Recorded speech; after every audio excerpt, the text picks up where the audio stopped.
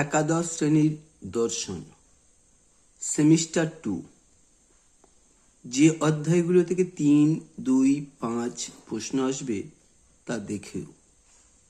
প্রথম অধ্যায় যুক্তিবিজ্ঞানের প্রকৃতি। এই অধ্যায় থেকে আসবে 3 নাম্বার। এই জন্য 5টা প্রশ্ন রেখেছি। একে, অবরোহ যুক্তি কাকে বলে, এর বৈশিষ্ট্যগুলি আলোচনা করো। 2 নম্বর প্রশ্ন, আরোহ যুক্তি কাকে বলে, এর বৈশিষ্ট্যগুলি আলোচনা করো। 3 নম্বর প্রশ্ন, অবরোহ ও আরোহ যুক্তির মধ্যে পার্থক্য করো। এই 3টে প্রশ্ন সব থেকে বেশি ইম্পর্টেন্ট। 4, যুক্তি কাকে বলে, একটি উদাহরণ দিয়ে যুক্তির বিভিন্ন অবয়বগুলি আলোচনা করো। 5, যুক্তির আকার কাকে বলে, যুক্তি ও যুক্তির আকারের পার্থক্য করো।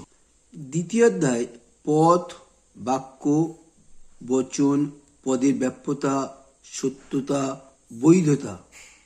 এই অধ্যায় থেকে আসবে 3। 1 নম্বর প্রশ্ন, বাক্য কাকে বলে, বচন কাকে বলে, বাক্য ও বচনের পার্থক্য করো।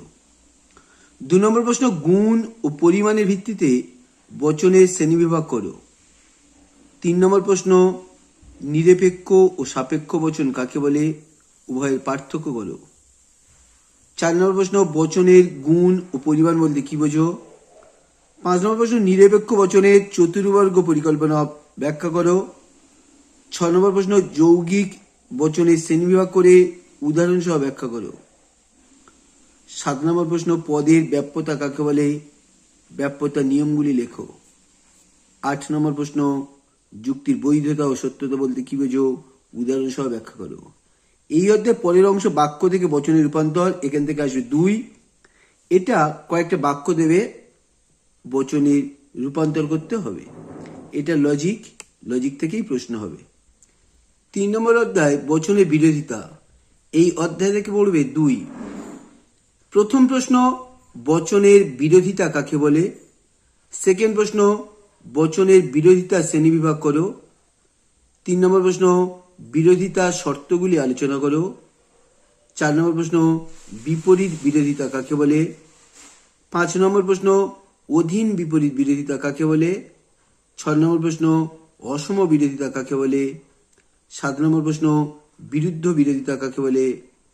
8 নম্বর প্রশ্ন, বিপরীত ও অধীন বিরোধিতার পার্থক্য করো। 9 নম্বর প্রশ্ন, অসম বিরোধিতাকে কি প্রকৃত বিরোধিতা বলা যায়। 10 নম্বর প্রশ্ন, সাধারণ বিরোধিতা ও অরিস্টটলের বিরোধিতার মধ্যে পার্থক্য করো। তবে এই যে কোনো একটা বিরোধিতা দিয়ে এই বিরোধিতার শর্তগুলি কি আলোচনা করো, এরকম প্রশ্ন দিলেও দিতে পারে। সেক্ষেত্রে বিরোধিতা কাকে বলে ওই সংজ্ঞার মধ্যে শর্তগুলো থাকে, একটু ঘুরিয়ে লিখতে হবে। পরের অধ্যায় অমাধ্যম অনুমান। এই অধ্যায় থেকে পড়বে 3। এই অধ্যায়ের প্রশ্ন, আবর্তন কাকে বলে, আবর্তনের নিয়মগুলি আলোচনা করো। অথবা বিবর্তন কাকে বলে, বিবর্তনের নিয়মগুলি আলোচনা করো। আর 3 নম্বর প্রশ্ন, অমাধ্যম অনুমান কাকে বলে, মাধ্যম ও অমাধ্যম অনুমানের পার্থক্য করো। এই অমাধ্যম অনুমানের অধ্যায় থেকে এই প্রথম 3টে প্রশ্ন খুব বেশি গুরুত্বপূর্ণ। 4 নম্বর প্রশ্ন, সরল ও অসরল আবর্তনের পার্থক্য করো। 5 নম্বর প্রশ্ন, এ বচনের সরল আবর্তন কি সম্ভব। 6 নম্বর প্রশ্ন, ও বচনের আবর্তন সম্ভব নয় কেন। 7 নম্বর প্রশ্ন, বস্তুগত বিবর্তন কাকে বলে, বস্তুগত বিবর্তনকে প্রকৃত বিবর্তন বলা যায়। আর লাস্ট প্রশ্ন, নিষেধমূলক আবর্তন কাকে বলে। তাহলে অমাধ্যম অনুমান থেকে 1টা 3 আসবে, এই প্রশ্নগুলো করতে হবে।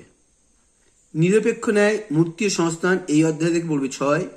প্রথম প্রশ্ন, নিরপেক্ষ ন্যায় কাকে বলে, এর বৈশিষ্ট্য। সেকেন্ড প্রশ্ন, নিরপেক্ষ ন্যায়ের গঠন আলোচনা করো। 3 নম্বর প্রশ্ন, সংস্থান কাকে বলে, সংস্থানের শ্রেণীবিভাগ করো। 4 নম্বর প্রশ্ন, মূর্তি কাকে বলে, বৈধ মূর্তিগুলির নাম লেখো। 5 নম্বর প্রশ্ন, সরল ও দুর্বল মূর্তি বলতে কি বোঝো। 6 নম্বর প্রশ্ন, অব্যাপ্য হেতুদোষ কাকে বলে। 7 নম্বর প্রশ্ন, অবৈধ সাদৃশ কাকে বলে। 8 নম্বর, অবৈধ পক্ষ দোষ কাকে বলে। 9 নম্বর, চারিপদ ঘটিত দোষ কাকে বলে। 10 নম্বর, নঙর্থক আশ্রবাক্যজনিত দোষ কাকে বলে। আর এছাড়া যারা এগুলো না মুখস্থ করবে তাদের জন্য বৈধতা বিচার থাকবে। এই নিরপেক্ষ ন্যায়ের সংস্থান মূর্তি থেকে এই 10টা প্রশ্ন করে গেলে পরীক্ষায় কমন আসবে। যে কোনো স্কুল হোক না কেন এর মধ্যেই প্রশ্ন হবে। পরের অধ্যায় যৌগিক যুক্তি, প্রাকল্পিক ও বৈকল্পিক। পরের অধ্যায় যৌগিক যুক্তি, প্রাকল্পিক ও বৈকল্পিক। এই অধ্যায় থেকে পড়বে 3। প্রথম প্রশ্ন, প্রাকল্পিক যুক্তি কাকে বলে, উদাহরণ দাও। সেকেন্ড প্রশ্ন, গঠনমূলক প্রাকল্পিক যুক্তি কাকে বলে, উদাহরণ সহ ব্যাখ্যা করো। 3 নম্বর প্রশ্ন, ধ্বংসমূলক প্রাকল্পিক যুক্তি কাকে বলে, উদাহরণ সহ ব্যাখ্যা করো। 4 নম্বর প্রশ্ন, বৈকল্পিক ন্যায় কাকে বলে, উদাহরণ দাও। 5 নম্বর প্রশ্ন, অনুগ স্বীকারজনিত দোষ কাকে বলে। 6 নম্বর প্রশ্ন, পূর্বগ অস্বীকারজনিত দোষ কাকে বলে। এবং লাস্ট প্রশ্ন, বিকল্প স্বীকারজনিত দোষ কাকে বলে। এই 7টা প্রশ্ন করে গেলে এখান থেকে একটা 3 নম্বর প্রশ্ন অবশ্যই আসবে। তাহলে যৌগিক যুক্তি থেকে 3, এখানে নিরপেক্ষ ন্যায়ের সংস্থান মূর্তি থেকে 6, অমাধ্যম অনুমান থেকে 3, বচন বিরোধিতা থেকে 2। ভারতীয় নীতিবিদ্যা থেকে আসবে 8 নম্বর প্রশ্ন। ভারতীয় নীতিবিদ্যা থেকে আসবে 8 নম্বর, 2, 3 এবং 6। 2 নম্বরের জন্য দেখো, পুরুষার্থ কাকে বলে, কয় প্রকার ও কি কি। মুখ্যকে কেন পরম পুরুষার্থ বলা হয়। নমুনা প্রশ্ন আছে, ভারতীয় নীতিশাস্ত্রে ধর্ম বলতে কি বোঝো, এর বৈশিষ্ট্য লেখো। 4 নম্বর প্রশ্ন, সাধারণ ও বিশেষ ধর্মের পার্থক্য করো। 5 নম্বর প্রশ্ন, বর্ণাশ্রম কি। 6 নম্বর প্রশ্ন, আশ্রম ধর্ম বা চতুরাশ্রম কি। 7 নম্বর প্রশ্ন, স্বধর্ম ও পরধর্ম কি। 8 নম্বর প্রশ্ন, মুখ্য কাকে বলে, মুখ্য কয় প্রকার ও কি কি। 9 নম্বর প্রশ্ন, ভারতীয় দর্শনে পুরুষার্থ শব্দের অর্থ কি। এবার শ্রীমদ্ ভগবদ গীতা থেকে থাকবে, নিষ্কাম কর্ম কি, এর লক্ষণ ও বৈশিষ্ট্য। সকাম কর্ম কি, এর লক্ষণ ও বৈশিষ্ট্য। কর্তব্যের জন্য কর্তব্য ব্যাখ্যা করো। তাহলে ভারতীয় নীতিশাস্ত্রে 4টে অধ্যায়। প্রথম অধ্যায় পুরুষার্থ থেকে এই 9টা প্রশ্ন, শ্রীমদ্ ভগবদ গীতা থেকে 3টে প্রশ্ন। বৌদ্ধ দর্শন থেকে দেখো, অষ্টাঙ্গিক মার্গ কি, আর্য সত্য কি, আর্য সত্য কয় প্রকার ও কি কি, দ্বাদশ নিদান কি, ভবচক্র কি, নির্বাণ কি, পঞ্চশীল কাকে বলে, প্রতীত্ব সমুৎপদবাদ ব্যাখ্যা করো। এই বৌদ্ধ দর্শন থেকে এই 8টা 2 অথবা 3 নম্বর প্রশ্নের জন্য করতে হবে। এবারে 4 ভাগ শুকোবাদ থেকে আসবে, 4 ভাগ মতে নৈতিক আদর্শ কি, 4 ভাগ মতে প্রমাণ কয়টি ও কি কি, স্বভাববাদ কাকে বলে, যদিচ্ছবাদ কাকে বলে, 4 ভাগরা জন্মান্তর স্বীকার করেন না কেন, 4 ভাগ নীতিতত্ত্ব আলোচনা করো, 4 ভাগ জড়বাদের বৈশিষ্ট্যগুলি লেখো, 4 ভাগ সুখবাদের বিরুদ্ধে 2টি বৈশিষ্ট্য লেখো।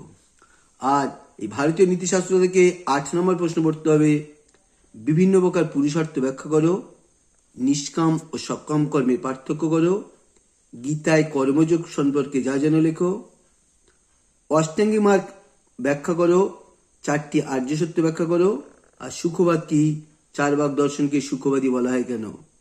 এই 6টা প্রশ্ন 6 নম্বরের জন্য ভারতীয় নীতিশাস্ত্র থেকে পড়তে হবে।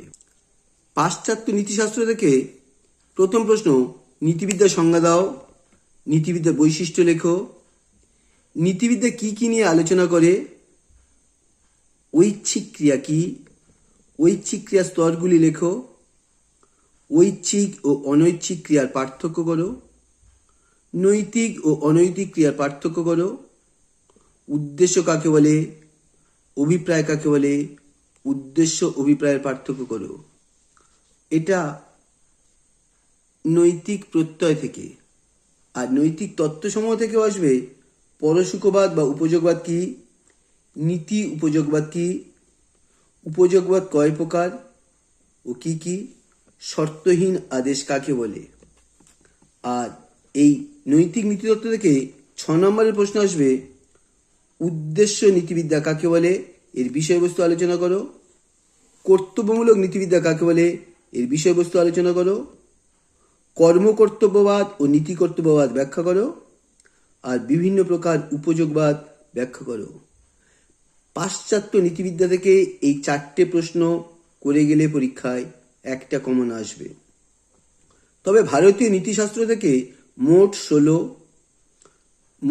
16, একটা 6, দুটো 2, দুটো 3, দুটো 3, 3 দুগুণে 6, দুটো 4 আর একটা 6, দুটো 2, দুটো 3, একটা 6। সে পাশ্চাত্য নীতিবিদ্যা থেকে আসতে পারে, ভারতীয় নীতিবিদ্যা থেকে আসতে পারে।